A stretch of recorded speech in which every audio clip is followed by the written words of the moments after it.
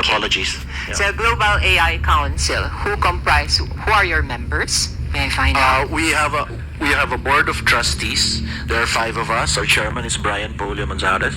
Our president is Donald Lim. I am the treasurer. Our secretary is Mark Goriseta. And our executive director is Kat Salatori. What is the main function or objective of the Global AI Well, the mother Council? company in the US is focused on governance and training. Our theme is AI for Good. And the United States headquarters, they do education.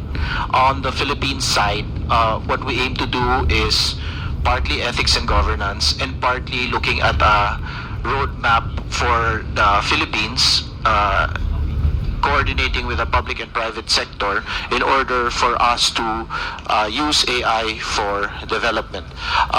Regarding the topic in particular, Mr. Chair, if I may continue. Yes, regarding the topic in particular, the AI here, we view it in the Global AI Council, is that AI is used not for good, but for bots or fake news and all of those things. So we believe that if the problem is using AI not for good, then the solution mostly will also be AI to combat it.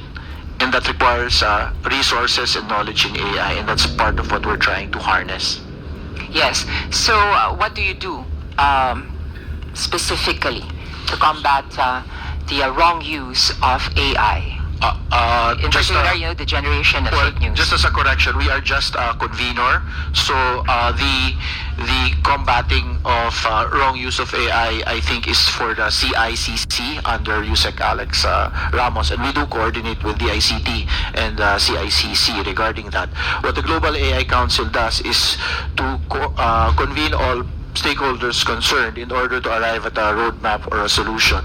So we had the State of the Nation in AI last January. We're going to come up with a Philippine AI report and a Philippine ecosystem directory. But if I may, Mr. Chair, our experience in organizing for a short time a non-profit NGO for AI, I think translates to something that we can use for the Digital Council of the Philippines. Mr. Chair, does the resource person agree with the idea of the formation of a Digital Council of the Philippines? At first glance? Mr. Chair, I not only agree, I think it is imperative that this has to be formed at the soonest possible time, because we all can see how the lack of framework where we can at least control the proliferation of misinformation, and it seems that our existing laws and systems are not enough to do that. So this kind of council is really needed yesterday. So we definitely espouse this, Mr. Chair. In your view, Mr. Chair, how can we strike a balance between using AI to combat fake news and also the idea of the Digital Council of the Philippines and safeguarding rights such as the freedom of expression and privacy? Do you think these are two reconcilable concepts? Yes, because in our history, we already have self-regulatory organizations that are doing that. As you have mentioned, Mr. Chair, the KBP and the former ad board, which is now the ASC, and also, I mean, I would go to the extent of even our Philippine Stock Exchange is actually a self-regulatory organization. So, definitely, first, it has to be voluntary. Second, there has to be a trust mechanism, meaning if you comply with the criteria that is being set upon you, then you have some sort of, Better Business Bureau brand, no?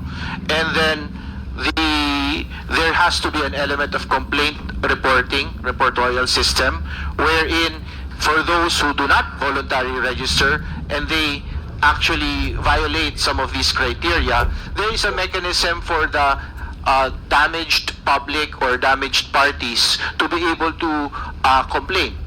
And and if the members themselves who are having themselves part of the council, there is also a mechanism for complaint. No? Mr. Chair, actually, one of the objectives of this Digital Council of the Philippines is to report fake news to the major social media platforms. So the final action would be taken actually by the social media platforms, and that would include also those who may not want to join the Digital Council of the Philippines if they are reported to have generated fake news. So I think that purpose is also met by the creation of this council. May I proceed, Mr. Chair, to the next resource person who is from the CICP.